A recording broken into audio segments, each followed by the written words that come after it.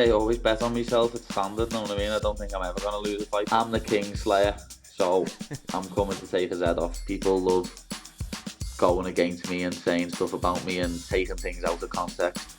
That's just my life, lad. I'm used to it. Happy to be joined by Paddy the Baddy, who faces King Green on Saturday night in Manchester. Your first time fighting in Manchester in some time. How are you looking forward to opening up that new arena there in terms of mixed martial arts? Yeah, can't wait, know what I mean? It's only 40 minutes from my house, lad, so it's nice to fight in the north again. I've only fought in London for the UFC, so it'd be nice to be back in the north. Lots of changes since we last spoke, namely welcoming twins into this world. Betsy and Margot, your wife and yourself now have 3-month-old twins. What's it like juggling a training camp with two kids? I mean, I can imagine with one baby it's probably pretty hard. With two babies, I can't imagine that's all that easy. Yeah, no, it's been tough, like, obviously, but as I've said in several interviews, lad, my wife's done nearly everything, know what I mean? She's picked up all the slack, done all the knife feeds, done all the bottles and stuff like that, so I haven't really had to worry about much. Without her, I'd be lost, know what I mean? She's like Superwoman. Are there any tools that you've had to get uninterrupted sleep? Obviously, that's got to be pretty important when you're preparing for a fight. Yeah, some nights I've been woken up by it, but some nights I haven't, know what I mean? It's one of them, it's part and parcel of having babies, isn't it? You had mentioned in an interview with Sky Sports, getting a lot of attention today, about suffering with some mental health issues during this camp about 6 weeks ago, where your team were thinking of even perhaps having you withdraw from the fight. What exactly was the impetus of that happening? You know, what I guess went wrong with your training camps and perhaps personally that might have taken you off track for a little bit? A few things, lad, know what I mean? Stuff that I don't really want to talk about.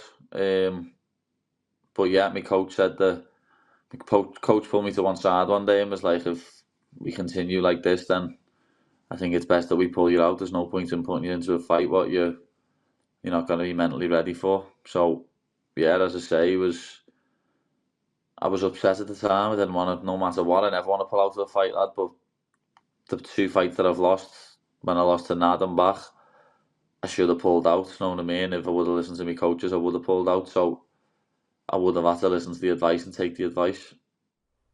What allowed you to turn it around? What do you think was pivotal for allowing you to return to form in camp and now leading into this fight against King Green, being able to be at your best?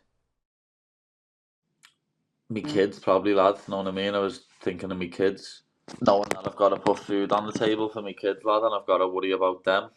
So that was probably the main thing. And you got some good news this week, being able to wear the orange shorts. Anybody who watched you in Cage Warriors know that the orange shorts are a pretty big part of what your persona was in that promotion. But does orange have any sort of other significance to you? Why was that so important? Or was it for that reason so you can kind of have a bit of a throwback? Yeah, it's all about the throwback, know what I mean? I used to wear the Saharabi shorts in Cage Warriors and I never lost in them, know what I mean? And I always got finishes in them as well, to be honest. So yeah, I'm looking forward to flexing the orange shorts again. It's gonna be a blast from the past. Another thing you revealed was that this is the last fight of your contract in terms of Saturday, and you are hoping to return to the UFC, but typically the promotion will give you an extension before you get to that last fight on your contract. So are you betting on yourself here? Was there an opportunity for an extension, and now you're looking to show the best Paddy Pimblett so that you can have, I guess, your higher earning potential possibilities for your next contract? Of course, lad, I'm doing that anyway. I always bet on myself. It's standard, know what I mean? I don't think I'm ever going to lose a fight, but my contract's already been negotiated, lad, and been getting negotiated. Don't worry about that. You think the UFC are just going to let me walk away? No. And are you happy with where you at? I know when you first joined, you said you were making more from Cage Warriors. Is this are you on your second contract right now already, or is this going to be your second No, contract? yeah, I'm already on my second contract. Obviously, I wasn't after 2 fights. I got a new contract, know what I mean? But now I'll be getting an even better contract. Absolutely. And I also heard another interview you did where you talked about Jared Gordon in that fight, and I guess how some people had turned on you after that one. But it's funny, he just had that fight against Nasrat Haqparast. I thought that your fight with him was a closer fight than that fight, and we're not hearing anybody turning on Nasrat Haqparast and ripping him.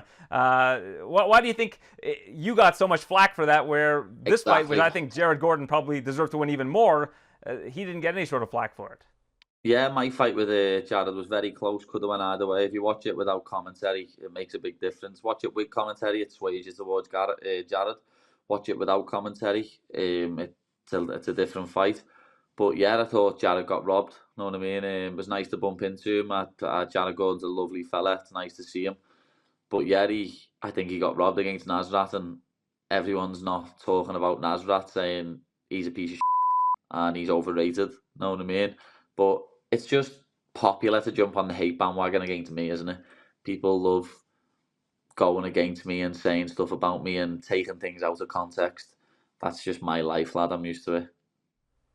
And what did you learn from that? I mean, you're so popular going into that fight. This sort of thing happens, and suddenly people start to have questions and doubts and are ripping you and all of that. So, what exactly did you, I guess, take away from that in terms of how fickle the fans are in this sport when it comes to the popularity of fighters? Oh yeah, the fans are so fickle in this sport. They jump on and off the bandwagon like that. But after that fight, I know whenever I have a close fight, I'll never talk about it in the cage ever again. When a mic gets put in front of you after you've been punched in the head for 15 minutes, like I didn't, obviously, when you're in a fight, it's a lot different. Punches, what hit me, don't affect me, and I walk through them, so I don't think that they affect me at all, and I just get on with it, know what I mean? But when you watch the fight back and you realise it's close, it's like, oh, why did I say that after the fight? But, as I say, it's popular to jump on the hate bandwagon of Paddy the Baddy, so everyone does it. People love taking things that I do and say out of context, and like they continue to do it. Know what I mean? It's happened recently in the UK. Everyone taking a video out of context, but it's one of them. I get on with it.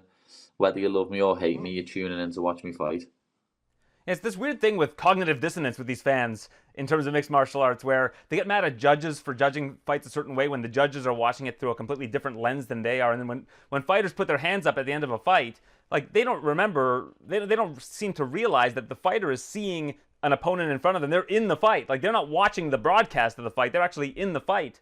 And for whatever reason, people seem to get their backs up about how a fighter reacts after a fight that they were just in, that they aren't watching with commentary from the same vantage point as them.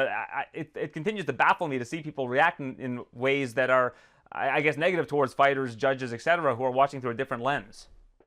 Yeah, as you say, judges are watching it for a different reason. Where people are watching it for entertainment. Know what I mean? Judges are watching it from a different perspective, and fighters within it first person. Know what I mean? We don't register a lot of things what goes on. We just have to keep fighting and get through it. And as I say, I don't understand all the backlash you got. Well, I do when obviously I said after the fight it wasn't even close, because when I watched it back, it was close. Know what I mean? It was. But as I say, I was in a fight.